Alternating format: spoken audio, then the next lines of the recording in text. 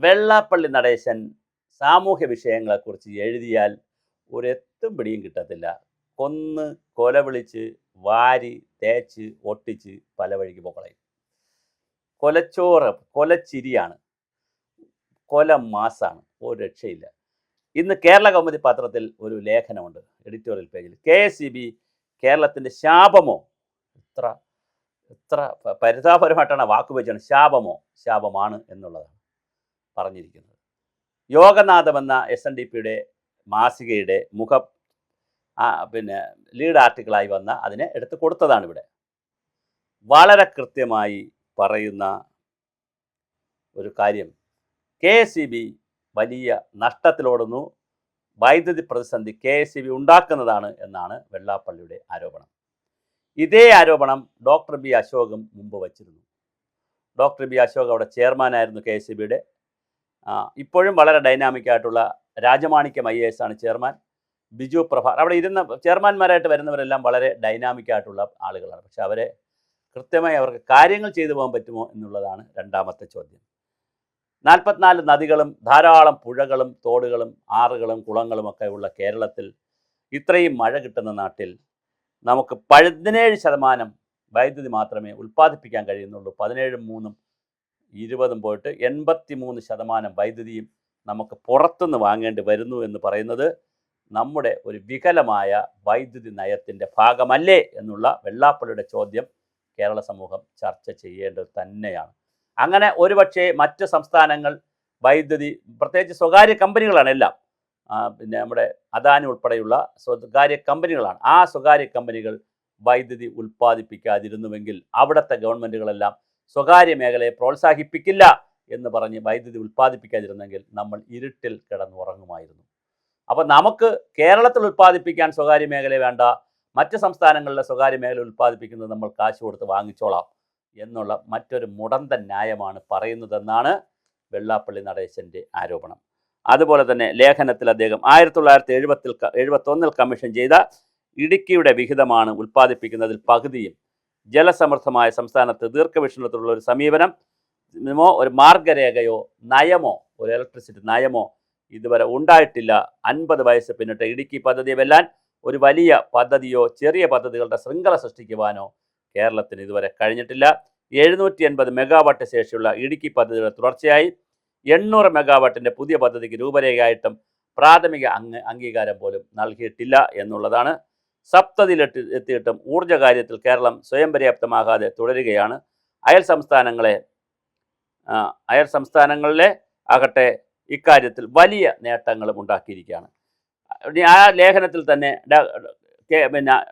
Doctor B അശോകിനെ കുറിച്ചും പറയുന്നുണ്ട്. അതായത് 40,000 കോടി രൂപ നഷ്ടവും ശതകോടികളുടെ ലാഭവും പേർന്ന KSEBയെ നേരെ ചൊവ്വെ ആക്കിയെടുക്കുവാനായി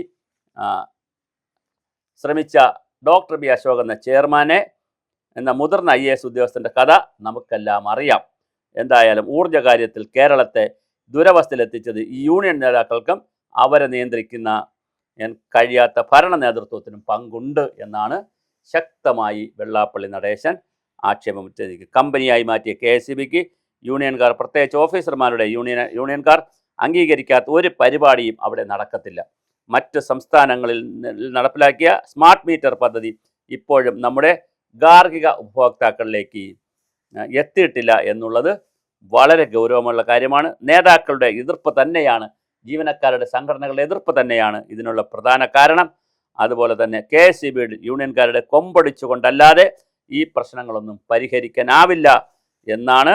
അതിനുള്ള ചങ്കൂറ്റം VD സതീശൻ സർക്കാർ കാണിക്കണം എന്നാണ് പറയുന്നത്. വലിയ സമരവും സമര പരമ്പരയൊക്കെ ആയിരിക്കും വരാൻ പോകുന്നത്. അങ്ങനെ ചെയ്താൽ വൈദ്യുതി മന്ത്രി സണ്ണി ജോസഫിന് KPC പ്രസിഡന്റ് സ്ഥാനം ഒഴിഞ്ഞ് പൂർണ്ണമായും വൈദ്യുതി മന്ത്രാലയത്തിൻ്റെ ചുമതല വഹിക്കണം. 5 വർഷം കൊണ്ട് കണ്ണിലെ എണ്ണയൊഴിച്ച് നോക്കിയാൽ ഇപ്പോഴത്തെ പ്രതിസന്ധിയുടെ കടുപ്പം കുറയ്ക്കാൻ കഴിഞ്ഞേക്കും. ഇതൊക്കെയാണ് വെള്ളാപ്പള്ളി ആശാൻ്റെ ഉപദേശങ്ങൾ. വളരെ കൃത്യമായി നാഷണൽ പവർ ഗ്രിഡ് എക്സ്ചേഞ്ച് എന്ന കേന്ദ്ര പോളിൽ നിന്ന് കുറഞ്ഞ നിരക്കിൽ ദീർഘകാലത്തേക്ക് വൈദ്യുതി വാങ്ങുന്നതിലും സൂക്ഷ്മമായ തന്ത്രങ്ങൾ ആവിഷ്കരിക്കണം എന്നാണ് അദ്ദേഹം പറയുന്നത്. അതുപോലെ തന്നെ കേന്ദ്ര സർക്കാരിൻ്റെ പിന്തുണയോടെ എത്രയും വേഗം പുതിയ ഊർജ്ജ പദ്ധതികൾ കൊണ്ടുവരാൻ ശ്രമിക്കണം. സോളാർ പദ്ധതികൾ വ്യാപിപ്പിക്കണം. പൂർണ്ണമായും സൗരോർജ്ജത്തിൽ പ്രവർത്തിക്കുന്ന ലോകത്തെ ആദ്യ വിമാനത്താവളം നമ്മുടെ കൊച്ചി അന്താരാഷ്ട്ര വിമാനത്താവളമാണ് എന്നുള്ളത് ആരും മറന്നു പോകരുത്. അവിടുത്തെ സൗരോർജ്ജം വിദേശ രാഷ്ട്രങ്ങൾക്ക് പോലും മാതൃകയാണ്. കേന്ദ്ര സർക്കാരിൻ്റെ ഗാർഹിക സൗരോർജ്ജ പദ്ധതി ഏറ്റവും ഭംഗിയായി നടപ്പിലാക്കുന്ന സംസ്ഥാനങ്ങളൊന്നായി കേരളം 3.5 ലക്ഷത്തിലേറെ വീടുകൾ സൗരോർജ്ജത്തിലേക്ക് മാറിക്കഴിഞ്ഞു. അപ്പോൾ കേന്ദ്രം നൽകുന്ന സബ്സിഡിക്ക് പുറമെ സംസ്ഥാനവും സബ്സിഡിയോ കൂടുതൽ ആനുകൂല്യങ്ങളോ നൽകിയാൽ സൗരോർജ്ജ പദ്ധതി ഉൽപ്പാദനം കൂടുതൽ കൂട്ടുവാൻ പറ്റും. ആ തരത്തിൽ വളരെ കൃത്യമായ വിമർശനവും അതിനേക്കാൾ കൃത്യമായ നിർദ്ദേശങ്ങളുമാണ് വെള്ളാപ്പള്ളി നടേശൻ മുന്നോട്ട് വച്ചിരിക്കുന്നത്. ഗാർഹിക സോളാർ പ്ലാന്റുകളിൽ നിന്ന് 1800 മെഗാവാട്ട് വൈദ്യുതി ഉൽപ്പാദിപ്പിച്ചിട്ടും അതിൻ്റെ 1/4 പോലും ശേഖരിക്കാനുള്ള സംവിധാനം ഇവിടെ ഒരുക്കാൻ നമ്മുടെ വൈദ്യുതി ബോർഡിനായിട്ടില്ല എന്നുള്ളതും വളരെ പ്രധാനപ്പെട്ട കാര്യമാണ്. ഒരുപാട് പേര് സോളാർ വെച്ചതുകൊണ്ട് കാര്യമില്ല. അത് വൈദ്യുതി ഗ്രിഡിലേക്ക് എടുക്കണമെങ്കിൽ അതിനുള്ള സംവിധാനം ഇലക്ട്രിസിറ്റി ബോർഡ് ചെയ്യേണ്ടതുണ്ട്. ഇവിടെയും എല്ലാം താളത്തിലാക്കുന്നത് യൂണിയനുകൾ തന്നെയാണ് എന്നുള്ളതാണ് വെള്ളാപ്പള്ളിയുടെ റിപ്പീറ്റഡ് ആയിട്ടുള്ള തുടർച്ചയായിട്ടുള്ള ആരോപണം.